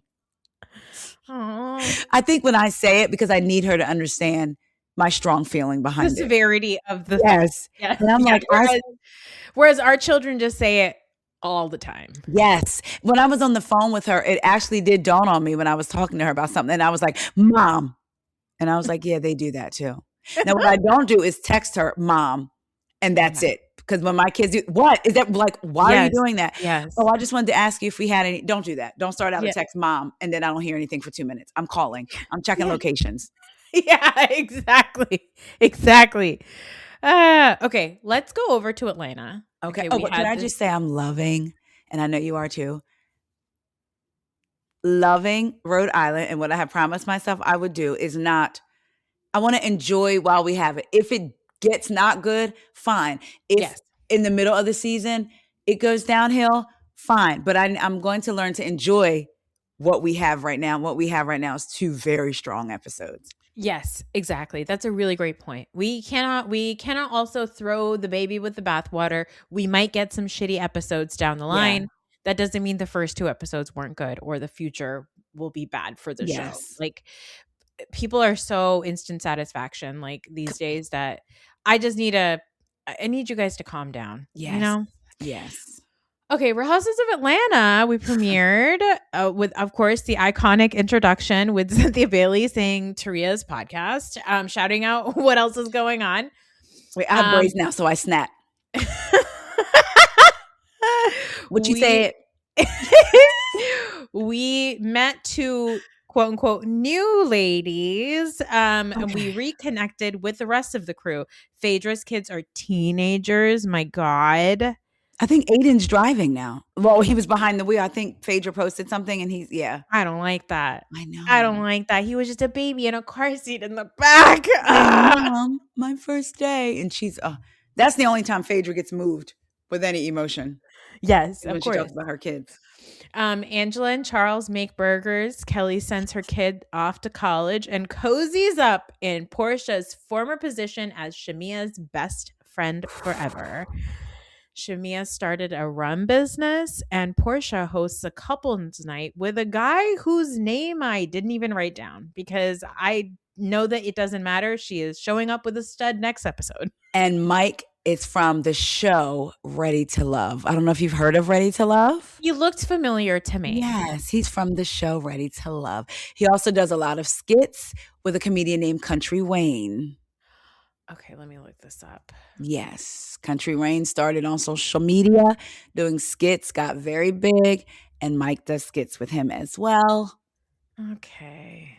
You know what? So in other words, it's giving paid actor. It is giving paid actor. Because I was like, I know I've seen this man before many, many times. I've seen his face on the internet in the past. And for those of you that don't know, Ready to Love is like a Black bachelor, bachelorette, since they don't really like to bring in Black folks in too much as leads. So Ready to Love is on OWN.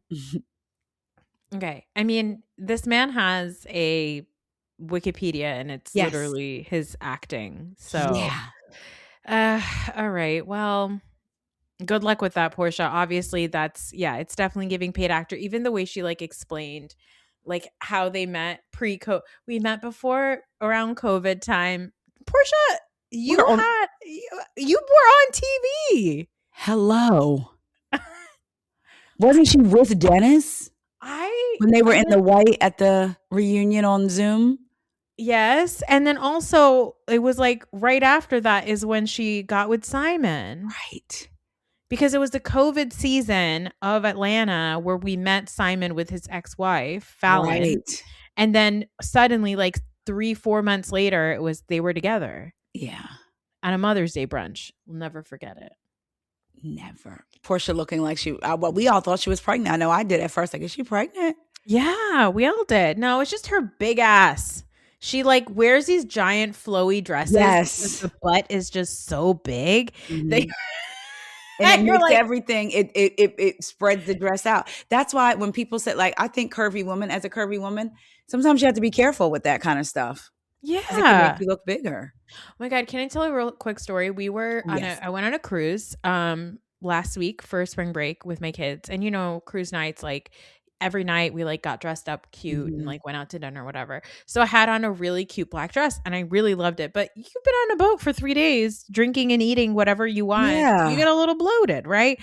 So I'm taking a picture with my kids and became a tradition. We took a picture every night at the hotel, at the elevator mirror. Oh, that's cute. So we did it every night. And one of the pictures I'm taking and I go, oh, I look pregnant. And Noah, my 9-year-old, goes, you do. And I was like, oh. And then he said, but unfortunately you're not. And I was like, oh. And he goes, I wish you were. And I realized that when he said you look pregnant, it's not a negative thing. Right. Like, he wasn't like when I said, oh, I look pregnant, like he didn't hear it as like I that's feel a fat. bad thing. Yeah, like that I feel fat. He was just like, you don't have a baby in there. Like it was just, and I realized I was like, he doesn't receive it the same way I say it. Like, right. And it's because like I don't talk about my body like that in the house ever around my kids. How many discounts does USAA Auto Insurance offer? Too many to say here. Multi-vehicle discount, safe driver discount, new vehicle discount, storage discount, legacy. How many discounts will you stack up? Tap the banner or visit USAA.com/auto discounts. Restrictions apply. People are full of surprises, especially when you travel together. Thankfully, Vrbo is not. When you book a Vrbo, you get Vrbo Care and 24/7 live support, so your house doesn't surprise you like your friends might. If something's not as described or doesn't work, Vrbo's there. Real people, real support, anytime. Book today on the Vrbo app. If you know, you Vrbo. Terms apply. See vrbo.com/trust for details. This episode is brought to you by Ferrero. Soccer's biggest stage is approaching, and Ferrero is making it easy to go all in. Pick any 2 Ferrero brands from Kinder Bueno to Ferrero Rocher, and you could win the $1 million grand prize, plus an exciting range of daily and weekly prizes. Don't miss your shot. Official rules apply. Learn more at goallinandwin.com. This episode is brought to you by Redfin. You're listening to a podcast, which means you're probably multitasking. Maybe even scrolling home listings on Redfin, saving homes without expecting to get them. But Redfin isn't just built for endless browsing. It's built to help you find and own a home. With agents who close twice as many deals, when you find the one, you've got a real shot at getting it. Get started at redfin.com. Own the dream. You tell yourself, no one wants your college-era band tees. But on Depop, people are searching for exactly what you've got. You once paid a small fortune for them at merch stands. Now, a teenager who calls them vintage will offer that same small fortune back. Sell them easily on Depop. Just snap a few photos and we'll take care of the rest. Who knew your questionable music taste would be a money-making machine? Your style can make you cash. Start selling on Depop, where taste recognizes taste. Amazing, because it could give them... Yeah. And I was just like, he meant it in a positive way. Yeah. Babies. He wants you to have a baby. It's not happening. That's what he said. Unfortunately, you're not. You're not. But, and in such a mature way. Yeah. He was like, your body, your choice. Yeah. But you're still beautiful, Mom. Like, you can just hear that, like, you're still beautiful, Mom. Okay, so Portia has this couple's night with this guy, Mike, from the internet.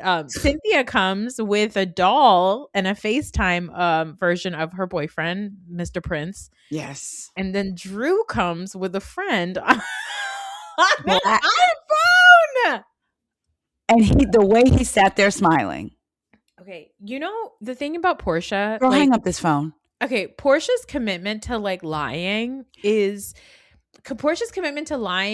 is hilarious in a very similar way that Drew's commitment to being embarrassing. we've talked about this before. Something about Drew Sidora and her like dedication to just like blatantly lying in our faces and just like being so cringe. I love her. For some reason I root for Drew. I want her to win so bad. But what she's doing is playing a version of Drew Sidora as a housewife. She's not being Drew. Yeah. She's acting. That's all she's known. She's literally acting.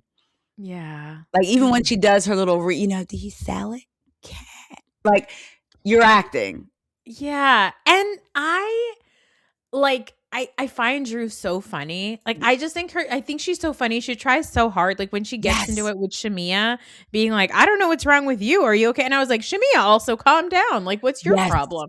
Yes. I just found it so delightful. I love the fact that a majority of this episode was a dinner. I love when shit like that happens. I love watching a dinner. I feel like I'm there. And frankly, I want K. Michelle and Charles Oakley to sit courtside every single scene of this season.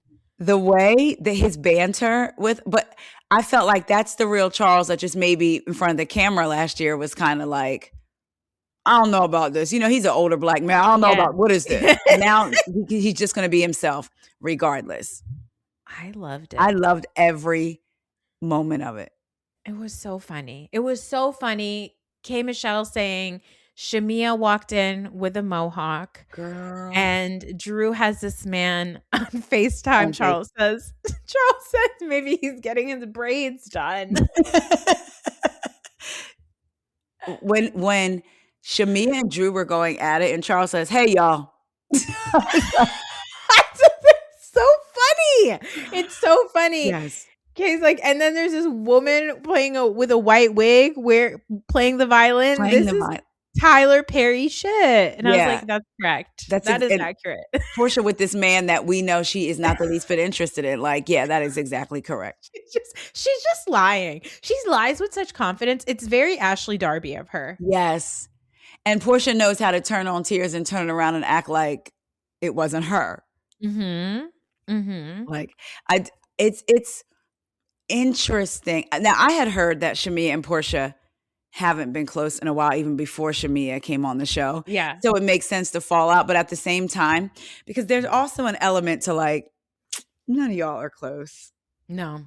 Mm-hmm. So, but I said, I'm still going to enjoy it. I don't feel like I have any authenticity. And can I just say this? Phaedra LaCranta, is that her name? Lucretia LaCranta, the middle name Parks. I saw people defending her when she says to Angela, I had the tapes pulled. No one came up to you. So crazy. In the confessional, I asked for the tapes to be reviewed. So when people were saying Phaedra is lying, there were people on the internet saying, she didn't say she reviewed the tapes. Have you ever heard of deception? She literally said, I had the tapes pulled. No one came up to you, which would lead a person to think that she saw them.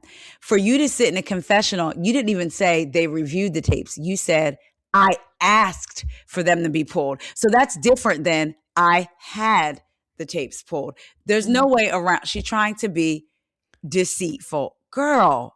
So she's a liar, pants on fire. Like she's really one of the top liars of Bravo.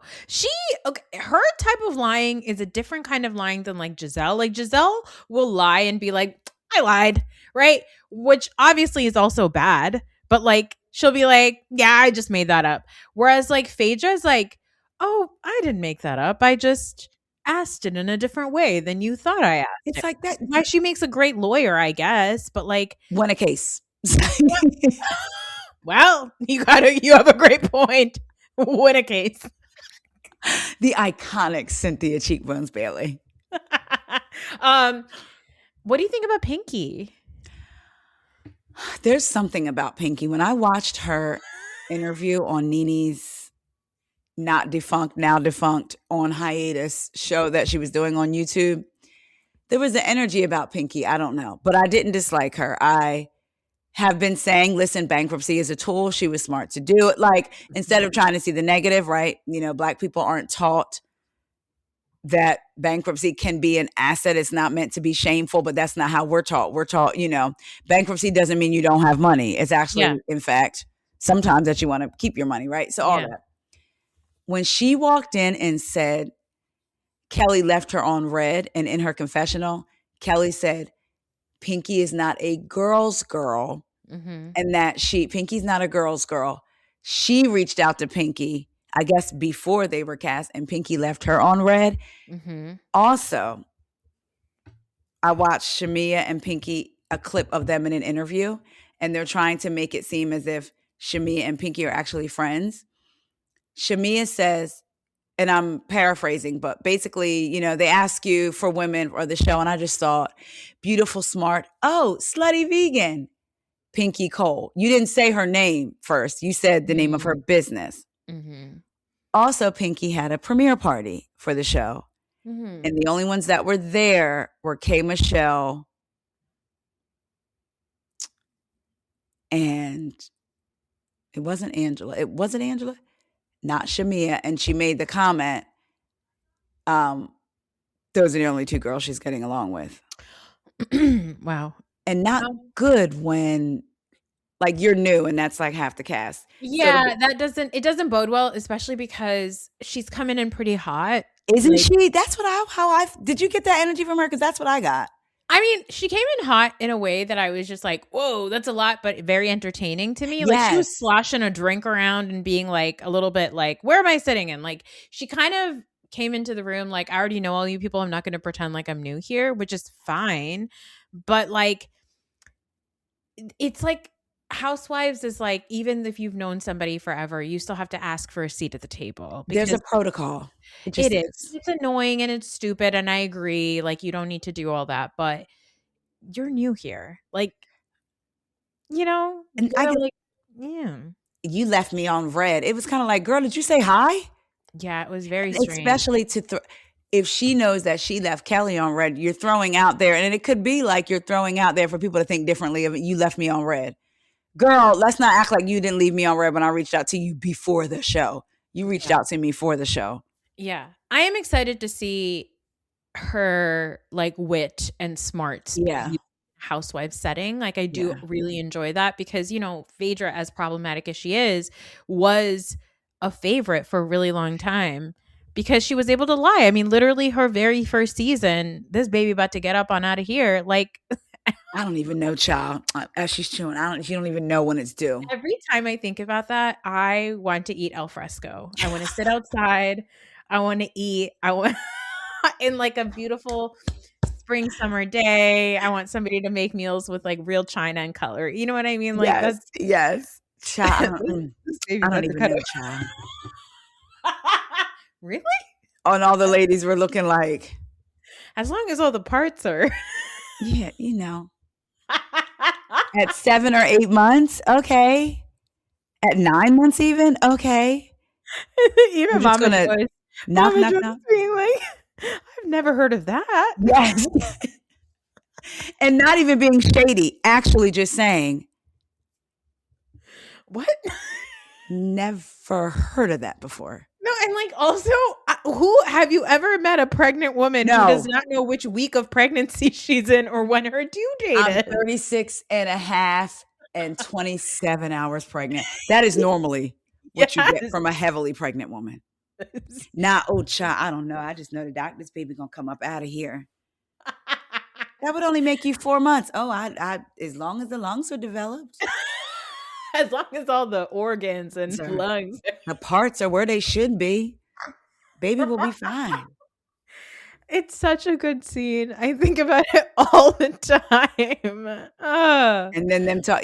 What did Nene say? Even girls in the hood know their due date. Yeah. That was when the confessional where Nene goes, this is so dumb. Yes. Yes. And Sheree was even like, okay. Even Sheree is like, my math is not good. And even I know. That your baby doesn't come out until it's at least, unless God forbid something happens. The way Phaedra was just so like. So funny. Yeah. But like, that's what I mean. Like I like seeing smart women use their smarts to be petty and mean. You know? That is entertaining. Shamia is so cringy to me in a way that, like, Drew has her moments. To me, Shamia, every time she goes to talk, I get nervous because I feel like your butthole clenches. My butthole, you know that already. My butt clenches so tight. And the one thing that I thought was so funny, very quick throwaway moment, when her and Drew would go back and forth, and she said, "Go back to your business. Go back to your Zoom call." Yes. Go back to your Zoom call. And then when we got like a glimpse of her in the background when Portia and Mike kissed, and she's like, "What is this? What's going on?" Shamia makes me laugh in confessionals, but she never makes me laugh when I see the women together. Yes, because it's almost like it honestly annoyed me when, and I liked how Angela kept focused when you get so evident that you want to have a problem with Drew, and she was like, well, your friend doesn't, how does it make you feel? Your best friend, which they never said they were best friends, by the way. Your best friend doesn't believe your receipts. And Angela said, "I don't care about that. Why don't you care?" And I love another example of a lie, because you can't tell me you only watched that portion. Mm-hmm. When Portia, okay, I'll say maybe she did because I wasn't there. When they brought up Shamia apologized to everyone, before Drew could say it, I said, yeah, then she turned around and shaded the hell out of Drew. Mm-hmm. Excuse me for my 4-letter word, because I'm a lady. No, I'm just joking. But when she literally shaded her, yeah, I'm glad she said more than what Drew said. She said more than that. But the fact that she shaded Drew about the pocketbook again after that, when Judith Lieber had come out and said, no, this is actually real. So it's like you did that apology with the sad music behind you, only to turn around and shade Drew immediately. So it's the apology with the slideshow of pictures. Come on. Is hilarious. So when I saw that video in real time. I don't think that you meant for that to be funny, but it is. I saw it in real time. There was one of her videos where she had her mom come on and pray. Stop. So it's like you're just doing things. You're just doing things. Portia brought it up. I'm like, this objection, Your Honor, relevance, because right after that, she's shady, you know? So I'm glad that Drew brought that up.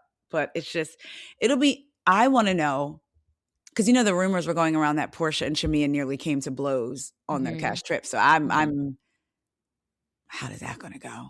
How's that going to go? I mean, it's weird. It's weird. Shamia, I feel like she's devastated that she's not more beloved like the way Portia is. Yes. I think that's really what it is, because she has all of the pieces where she's very smart. She's very talented. She does all the things. She's acting. She's trying to do business. She's got the money. She actually has the Nigerian husband who likes her. Like, she's got all the components that Portia wishes she had. And it sounds to me like maybe even with the moms, there's a similar sort of thing, right? Like Portia's mom, we know, like Portia's mom eating pizza on laying on Cordell's white face. Why are our brains exactly the same? Eating pizza on Cordell's white chase. There was, when Portia was doing YouTube, I did a YouTube video about it, and I played a portion. Portia is doing a video talking, and you see Miss Diane, the back of her, just going up the steps. And I said, is she just going up the steps to get some pizza? That's all I think about. That's it. So I feel like even with Miss Diane, right? Like, I feel like there is like some sort of, I don't know, like there's obviously competition between the two families. Yeah. And I think that Shamia, it feels like she's done all the things. She has all the things that Portia wishes she had, but Portia has, Shamia, I'm sorry, she's got charm. She's charming as hell. Okay, she was on Traders for 35 seconds and everybody said, we love Portia. Yeah. It's like no matter how you feel about her, you can't deny that she does have a certain je ne sais quoi. She does. The charisma, the personality, yeah. And it's kind of incredible. She got a paid actor to pretend to be her boyfriend. Come on. even though she can be psychotic Jesus jugs at times. I've always liked Portia. There was a time when I started recognizing, well, I'm not even going to say start. I've seen who Portia was from the beginning, but I still liked her. Yeah. Like even, just like the whatever. But to me, I'm wondering if she's going to be the pot, like introducing the subjects this season and kind of like And stepping honestly, back. she should be doing more of that because that's who Portia used to be. Yes. Her first season, obviously, she was a trad wife. Yes. Cordell is not perfect by far. And she's saying Amazing Grace or whatever. Yes. She really tried. She was like, did. I'm in this peach one way or another. And she won her job at the reunion. That's what I was hoping for Angel, but I digress. Yeah. But allegedly Angel's not coming back. I'm hearing Kiana's not coming back. Fine. For sure. And I'm here. I had at one point heard that Bravo wanted Angel back, but she's not sure. Angel, please come back. I feel like Andy doesn't, because the way he kept dismissing, all right, let's move on. All right. He didn't even talk about that trip. No, because they ended at a gas station. I know. But it was I felt like it was kind of iconic a little bit. It was amazing. It was one of the best cast trips ever. Yeah. I'll think about it for the rest of my life. I want to go to a food truck. Those pizzas looked pretty good. Yes. No, I feel like with Portia, she used to be sort of a dumb ditz, and then in the middle she was doing a little bit of bone carrying. I mean, who said that happened? Because she just was saying stuff and mixing things up and being messy, and I kind of want her to be back in that position. And I feel like she did try to do that with this episode. Like, I feel like she was like, I'm going to control the narrative. Yes. I will say this, everybody's really mad about like, oh, you're throwing a couple's dinner in your ex-husband's house. I'm like, I don't think that really matters. Portia's been living there for like 3 years. It's her house now. Why is That's what this the court a thing? says. Yeah. Why is this even a thing? It felt silly to me. Yeah, it's like, because it's like it's the front facing thing that they can say, which, okay, a couple times, but also say it to her. Like, that's the kind I want, like Rhode Island, say it to her so she can banter back, not just in your confessional. Now I have to look this up, and I'm telling you what I'm Googling right now, and you're going to be like, that's crazy. I'm Googling Portia Simon erectile dysfunction. Yes, because this is breaking news. Okay, Yes. it just happened this week. It's new news. It says Portia Williams' battle with ex Simon over erectile dysfunction ends. Because the hospital was going to want the court case was going to want them records from the doctor, Simon. The legal battle has been dismissed, TMZ learned. According to court documents obtained by TMZ, a Georgia judge granted Simon's request to dismiss the lawsuit he brought against Portia back in 2024. In its order dismissing the case, the judge warned that if Simon tries to revive the case in the future, he'll be on the hook for Portia's legal fees. So if Simon tries to get the case up? Yeah. Taria. It's so good. It's so good. The fact that that's even a thing, because I forgot. Simon's felt like, you know what? I was a businessman, but I might have got played by the playette. Like, I might have. She's another one. I'm telling you, Miss Diana and Portia, they're gonna get what's theirs. In the very beginning, maybe about a year into my podcast, I had on Kate Chastain. And if you were to go back and listen to that episode kind of blew up, actually. It was talked about because Kate laid out Portia so succinctly in a way, like she said, people don't think Portia's smart. I think when God was giving out reality TV smarts, Portia got double. Because remember, she used to work with Portia on Bravo's chat room. Yep. How did it go from Kate creating? It was Kate's idea because she created the show to no longer being on the show. She had Portia's number. Like, Portia is very smart, contrary to what people think. Yep.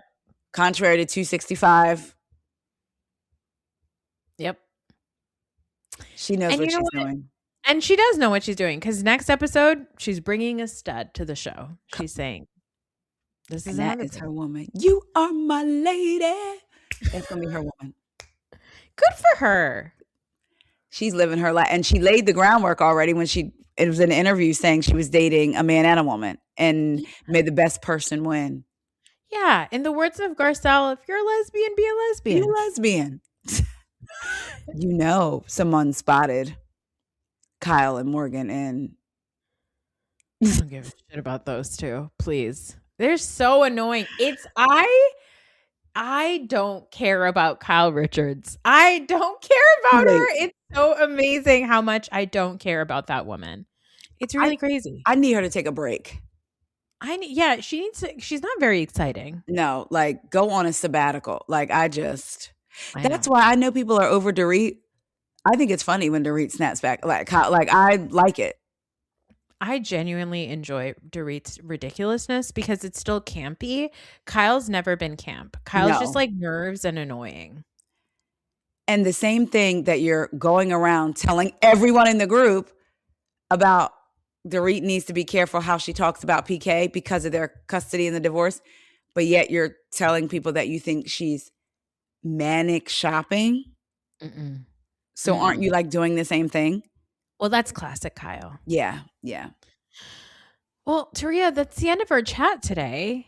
I enjoyed myself. We have Rhode Island, Atlanta. We're getting ready to have the city. We're getting ready to be in the city.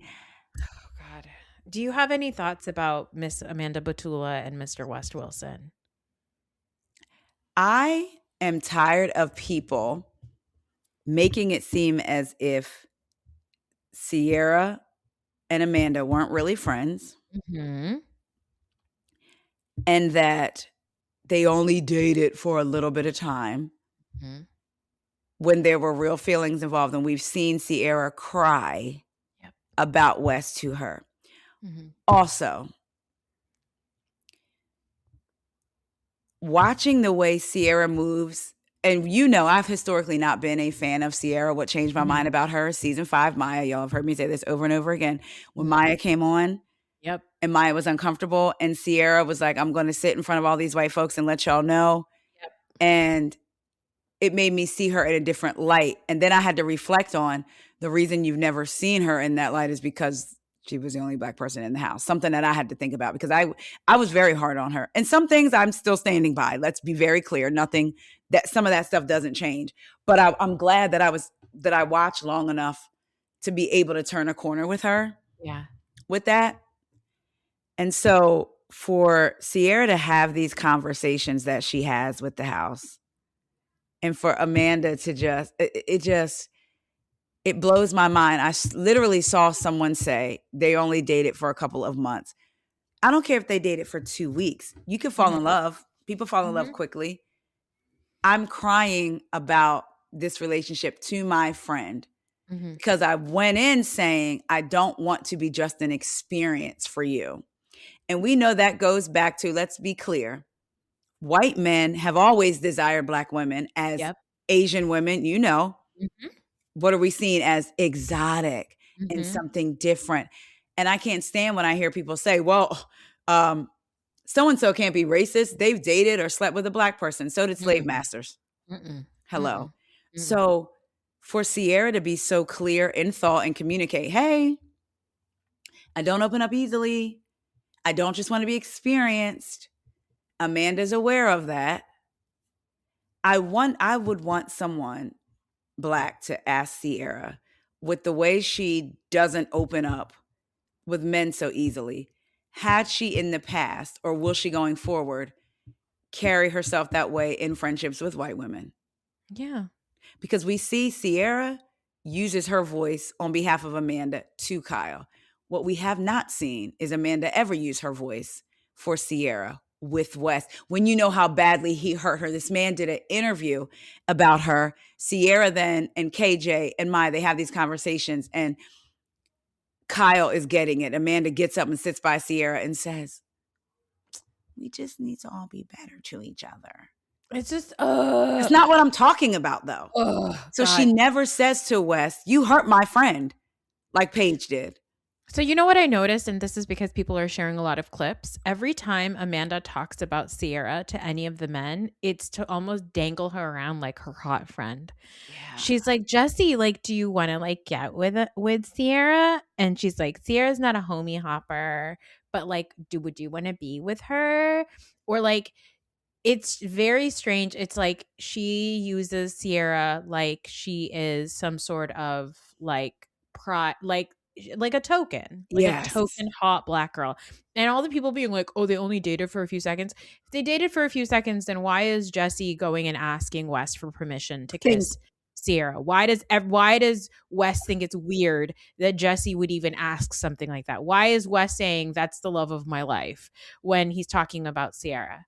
You guys, please. If you want to look, if you want to like West because you just like him more, then say that you like him more and that's it. Just say you like pathetic men with stupid mustaches.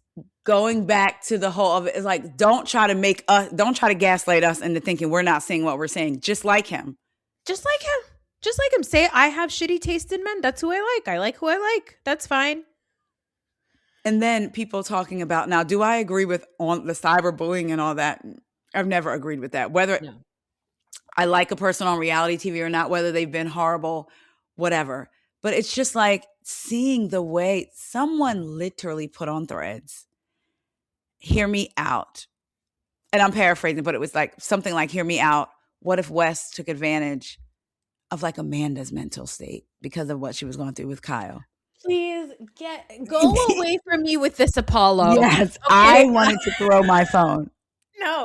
No way. You know, I talked about this. I just released an episode this week with my brother, and we were talking about this Kristen Cabot woman who was the one half of the Coldplay Kiss Cam thing. And she sat down with Oprah, and I was like, Oprah, there is more important people that you could have been interviewing, but I digress.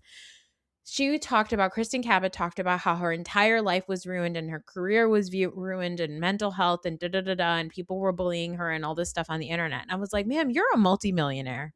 You're a multimillionaire and you decided to get into a relationship with a married man. I don't feel bad for you. And I genuinely like and here's the thing. I know I spent a good amount of today's episode talking about this girl, what is her name? Kelsey from Rhode Island. And I'm worried about her. Kelsey was a child when she got into a 10-year relationship with an adult man. There's a big difference here. Amanda is a grown woman. She's 34 years. She's got 4 or 5 years on West. Yes.